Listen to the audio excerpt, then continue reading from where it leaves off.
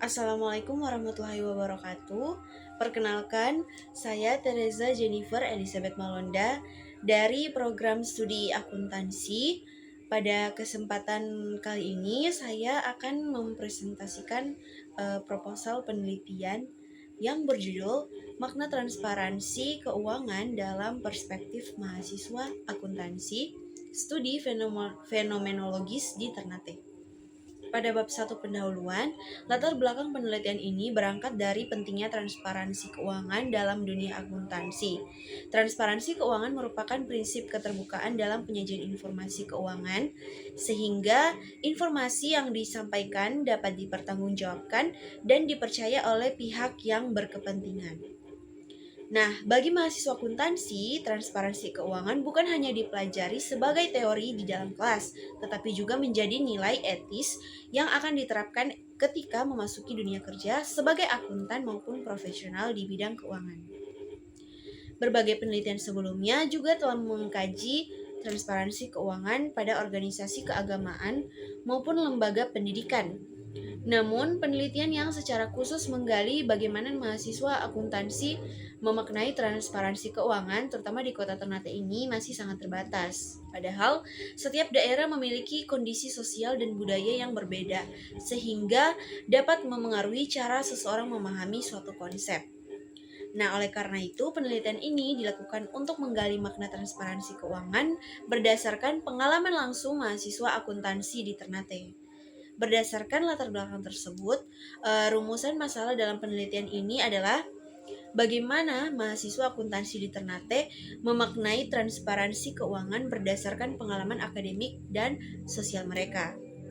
Kemudian tujuan penelitian ini adalah untuk mengungkap dan memahami makna transparansi keuangan menurut mahasiswa akuntansi di Ternate melalui pendekatan fenomenologis. Adapun manfaat dari penelitian ini yaitu terdiri dari 3 aspek. Yang pertama, manfaat teoritis, yaitu untuk menambah kajian fenomenologi dalam bidang akuntansi. Yang kedua, manfaat praktis, yaitu untuk memberikan masukan bagi dosen dan pengelola program studi dalam mengembangkan pembelajaran akuntansi yang tidak hanya berfokus pada aspek teknis, tetapi juga nilai etika. Dan yang ketiga, yaitu manfaat sosial dengan membantu membangun budaya transparansi dan kepercayaan publik melalui lingkungan akademik. Selanjutnya, saya akan menjelaskan bab 2. Bab 2 ini kerangka teoritis. Nah, penelitian ini menggunakan pendekatan fenomenologi, di mana fenomenologi merupakan pendekatan penelitian yang bertujuan memahami pengalaman subjektif seseorang terhadap suatu fenomena yang dialaminya secara langsung.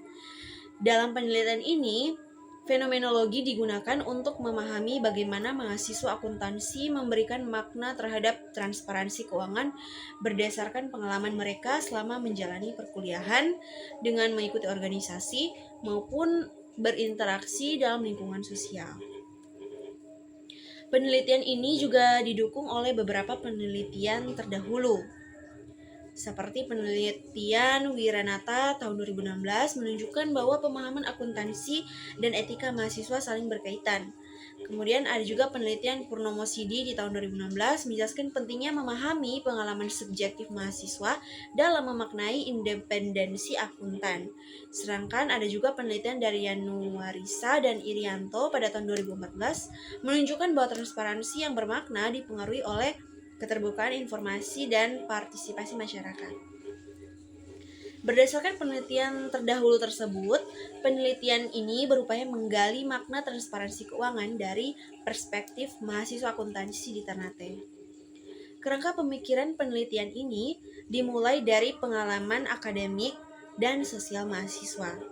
Nah, pengalaman tersebut kemudian dianalisis dengan menggunakan pendekatan fenomenologi melalui proses epoche, noesis, dan noema untuk menemukan makna yang sesungguhnya dari transparansi keuangan. Maka hasil akhirnya diharapkan dapat memberikan implikasi terhadap pengembangan pendidikan akuntansi dan penguatan etika profesi. Fokus penelitian ini adalah mahasiswa tingkat akhir program studi akuntansi di Ternate.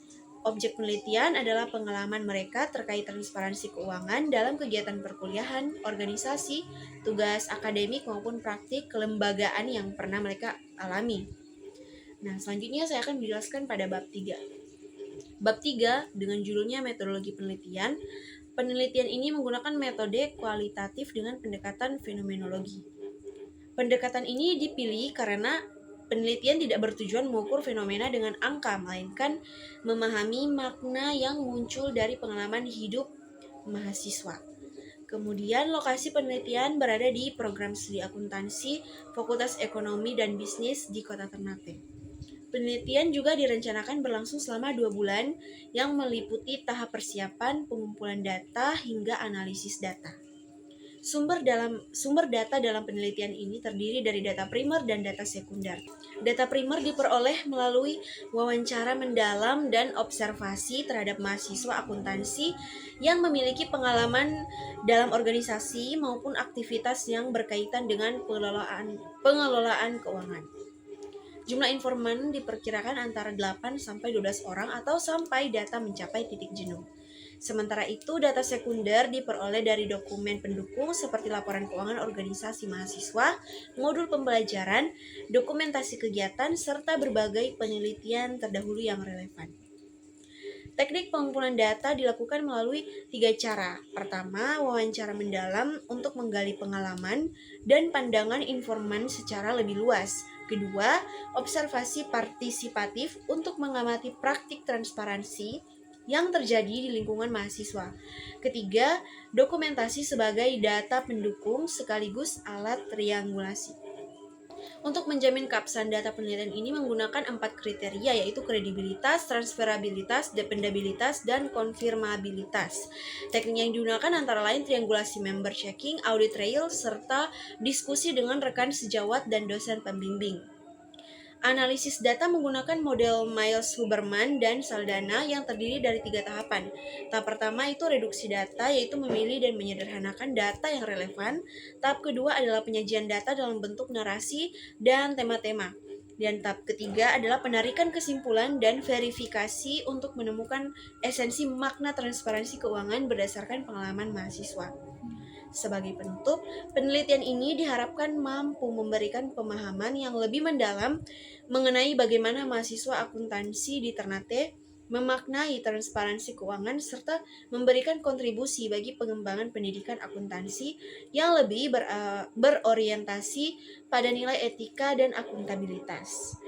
Selanjutnya, saya akan mereview sebuah jurnal yang berjudul Eksplorasi Perspektif Mahasiswa Akuntansi Terhadap Tantangan Digitalisasi Laporan Keuangan pada UMKM Studi Fenomenologi, yang ditulis oleh Salsabila Nucha Putri dari Universitas Mataram dan dipublikasikan pada tahun 2025. Latar belakang penelitian ini dilatar belakangi oleh perkembangan teknologi yang semakin pesat dan mendorong proses digitalisasi di berbagai bidang, termasuk dalam pengelolaan laporan keuangan UMKM.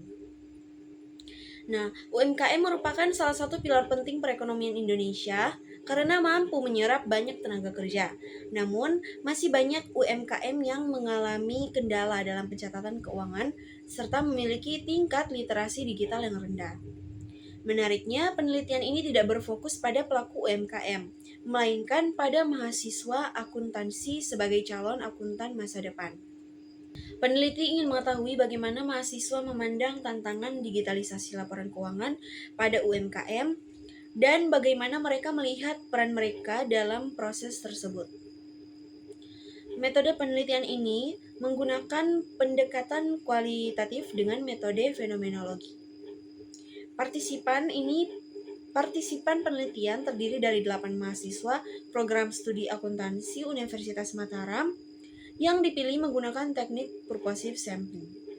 Kriteria responden adalah mahasiswa minimal semester 5 dan telah menempuh mata kuliah akuntansi keuangan, sistem informasi akuntansi, serta akuntansi berbasis komputer. Data dikumpulkan melalui wawancara mendalam, observasi non-partisipatif, dan dokumentasi. Selanjutnya, data dianalisis menggunakan metode Interpretative Phenomenological Analysis atau IPA. Berdasarkan hasil penelitian, terdapat 4 temuan utama. Pertama, mahasiswa memandang digitalisasi bukan hanya sebagai perubahan dari pencatatan manual ke komputer, tetapi sebagai transformasi cara berpikir yang lebih modern, efisien, dan transparan. Kedua, mahasiswa melihat adanya dilema dalam penerapan digitalisasi pada UMKM. Di satu sisi, penggunaan teknologi dapat mengurangi kesalahan pencatatan dan mempermudah akses pembiayaan. Namun, di sisi lain, masih banyak UMKM yang belum siap karena keterbatasan biaya akses internet dan kebiasaan menggunakan sistem manual. Ketiga, mahasiswa mengkritisi kurikulum perguruan tinggi yang dianggap masih kurang memberikan pengalaman praktik secara langsung menggunakan software akuntansi modern. Mereka merasa teori yang diperoleh sudah cukup baik, tetapi keterampilan praktik masih perlu ditingkatkan. Yang keempat, mahasiswa memandang diri mereka sebagai agen perubahan. Mereka merasa memiliki tanggung jawab untuk membantu dan mendampingi pelaku UMKM agar lebih memahami teknologi keuangan dan mampu beradaptasi dengan era digital. Kesimpulan peneliti menyimpulkan bahwa digitalisasi laporan keuangan bukan hanya persoalan teknis, tetapi juga berkaitan dengan pembentukan identitas profesional mahasiswa akuntansi. Mahasiswa memiliki potensi besar untuk menjadi penghubung antara dunia akademik dan praktik di lapangan dalam mempercepat digitalisasi UMKM.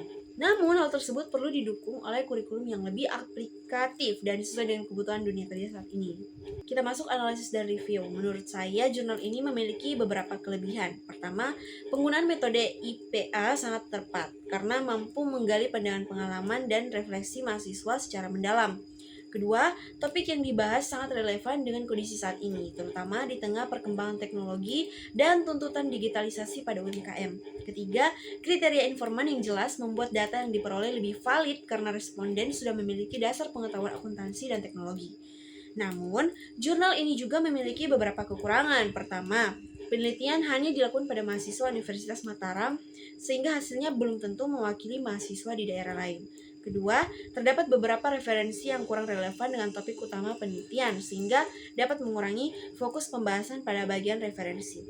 Sebagai penutup, jurnal ini memberikan gambaran bahwa keberhasilan digitalisasi UMKM tidak hanya bergantung pada teknologi, tetapi juga pada sumber daya manusia yang mampu mengimplementasikannya. Mahasiswa akuntansi memiliki peluang besar untuk berkontribusi dalam proses tersebut melalui pengetahuan dan keterampilan yang mereka miliki.